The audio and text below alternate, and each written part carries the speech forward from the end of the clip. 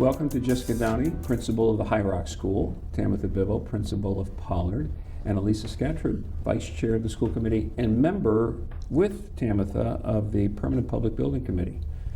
So the community is in the midst of a conversation about its middle school program, and currently we are partnering with the Massachusetts School Building Authority, or MSBA, to conduct a feasibility study on the possibility of renovating or adding to or constructing a brand new middle school program with, I think, the school committee's desire to have a 6-8 middle school program. Elisa, can you maybe kick us off and tell us, how did we get here, and why is this project so important to the school committee? Sure. So the school committee has been engaged in a multi-year strategic planning process looking at our school facilities. That started in 2019, was extended in 2021, and then updated for cost purposes post the 2022 inflation. And what that master plan told us was that we had 3 big things to tackle. 1, conditions and space needs at the Mitchell School. 2, conditions and space needs at Pollard. And 3, space needs at High Rock. And part of the master planning was to figure out which projects should go first and how should we sequence these projects.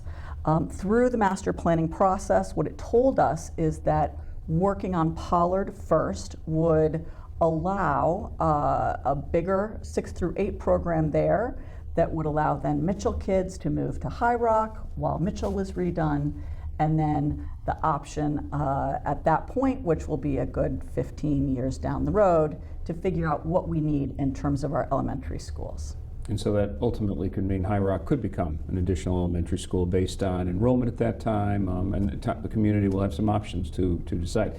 You Exactly. said 2019, so this process has really been going on for a long time. We finally got the MSBA to say, yes, we want to work with you, and it's been a process of many years. Yeah, it's not brand new. Right. Tamitha, can you share with us, what's going on at Pollard that's prompted this? What are some of the issues? What are some of the deficiencies, the concerns that you see that get in the way of learning? Yeah, so the building was built in 1956. And as a result, sometimes we feel that age of the building.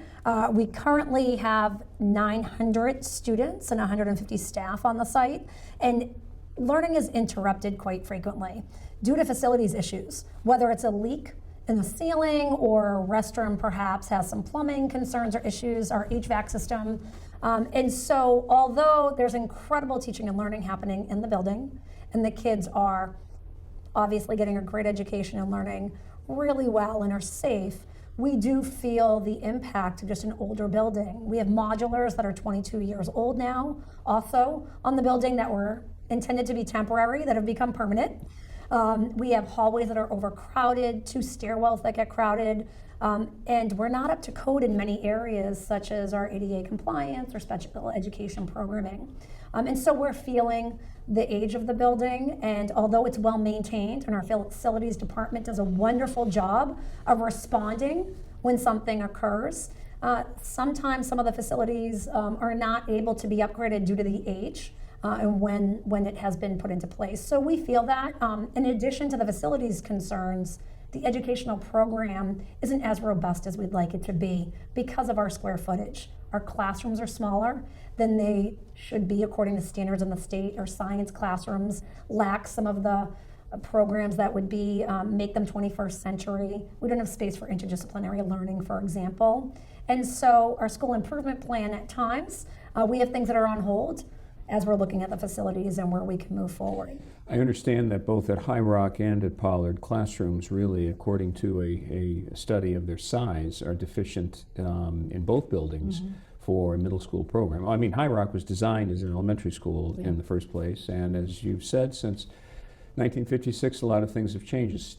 Standards have changed, and so classrooms are undersized. Talk a little bit more about the program, though. We also have an auditorium at Pollard that sees a lot of activity throughout the week, during the school day. We have robust fine and performing arts programs throughout Needham. And one of the things that's come up in this conversation, in this processing, is a need to think about our auditorium differently. Can you share a little bit about that, the program, and what the need might be? Sure. I think folks believe that the auditorium is only used for extracurricular or after school activity, but actually we have academic classes that go on there. We have an incredible theater program, and our students take theater as part of their core curricula. As well as chorus and band and strings, and so the theater and assemblies and speakers. Right now, it doesn't fit one grade of students, and so often we're asking speakers to come in multiple times, which is a cost, but also it's time in that space. It was renovated. However, we know that the lights do not function properly. If you've ever been to a show at Pollard, sometimes our microphones or our sound fail in the middle of a show that the kids work incredibly hard. And so we're looking for an opportunity also to provide a performance space, not just for Pollard students, for the whole community. High school students able to use it, when they want to come over and do a show or performance. Perhaps the town would use it if they're having a special series or a speaker come in. It's an opportunity for the community, and not just that, but also other aspects of the building. As you pointed out, interdisciplinary learning is impacted. Special education spaces are severely impacted. Elisa and Tamitha, you said something interesting, and that is talking about bringing the 6-8 program together. We have one middle school program, but two buildings. High Rock, you have been, Jessica, you've been the principal at High Rock for all these many years, and now we're talking about perhaps bringing the 6th grade back. But why do that? Why not just leave the 6th grade alone? You have a great program there, the kids are learning. Yeah. It's tight in that building, we know. There are trade-offs, but why not just leave it alone? Well, we're proud to say that this is High Rock's 17th year of being a 6th grade center, and that we focus solely on being a middle school program, that entryway, that foundational piece of helping students transition from an elementary program to a middle school program. When we opened in 2009, it was a temporary solution because class sizes were growing at Pollard. All the issues that are showing up today at Pollard 20 years later were existing when they first began discussing this in 2005 and 2006. The solution at that time for the town was we had this swing space that had been used for a number of different reasons. Let's put the smaller children in there because it's an elementary, we can retrofit it. And let's wait until the bubble breaks and our class sizes go down to 350, 370 students. Since 2000, we actually had our highest in 2019 of 500, but most years we're averaging 450 students. So the renovation never was intended to fit that capacity. It also was never intended to fit the additional programming we do to support all students, reading, math intervention, ELL programming, smaller spaces for conferences and tiered instruction. Special education programs. And special education programs. Again, we chose to do this because we thought it was temporary. One of the other things that we did is we were originally a middle school in Needham. We were a 6th, 7th, and 8th grade robust middle school. We only moved for finances and school population size. As a result, the learning experience 6th graders had in the previous Pollard Middle School 6 through 8, their enrichments got drastically reduced because we didn't have enough spaces to service all 6th graders. We only had one gym that's elementary. We have one art room. We don't have Spanish classes, a special Spanish classroom. Those teachers are on carts. Our rooms are used at 100% capacity, and students have a limited choice. They actually have no choice in their electives because we have a very scripted way to get students through the building. They had that choice when they were at Pollard. We are really proud of the work that we do at High Rock School, and I am so proud of the staff and the faculty that are there because we recognize that whether we were in a 3-grade school or a single school, our job is to help transition students in and get them ready, and that's what they've focused on. We haven't shared for a number of years of where our shortcomings are, and that there is no connections to children once they leave, and there's no social flexibility for students. There's no mentoring opportunities. Our ability for us to service students, we have students in special education because we don't have the space available who leave their cohort of grade level students and go to Pollard for 3 years, and they From wait for their right into 5th grade right over, and that's unfortunate, and we know we can do better. So we're trying to, we are engaged actually with the state, Elisa, in this feasibility process to see if we can solve some of these concerns and these issues. Can you briefly describe what is the process? We're looking at 2 sites. It's a lot right there, but what can you tell the community? Sure. So the feasibility process started with the hiring of the designer back in May, the architect, and will end in December. And it is intended to go through a fairly scripted process by the MSBA. They want you to look at what happens if you just bring the existing building up to code. Does it meet your educational program? Does it give you the space? Does it answer the problems that you've come to the MSBA with? And then they want you to look at a further addition and renovation of the existing space, and then alternate sites. So the sites that have been identified are building a new school behind Pollard on those back fields there.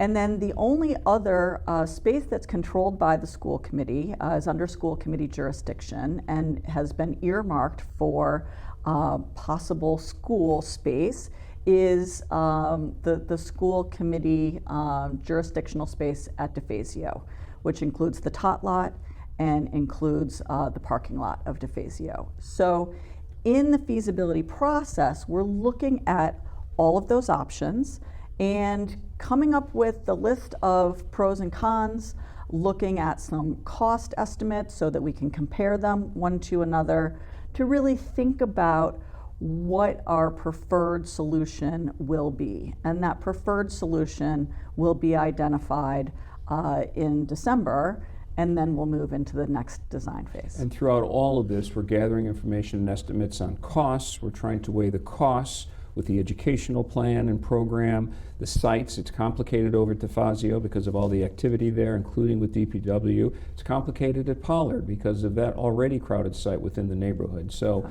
some really difficult conversations are happening, and I think you've emphasized the collaboration that we're having with town boards and how that is important. Yes. Tamitha, can you briefly share how are we partnering with the community to keep them informed and engaged? Great. So Dan, one of the things that we put together is the postcard that was mailed to everybody's home in Needham. And we have these around the town in different town facilities hanging up. So if you haven't gotten one, let us know. And it does link to the website. There's a really robust website that the school department has put together to talk about the process that Elisa just described, but further what's coming up for different sessions, listening sessions, tours of the building. We're also engaging our staff in similar conversations. So Jessica and I have a monthly rolling newsletter that gives them updates, provides the PowerPoints that have been shared at PPBC and in other public meetings. We're also having our PTC involved in conversations. We're joining our school councils this year.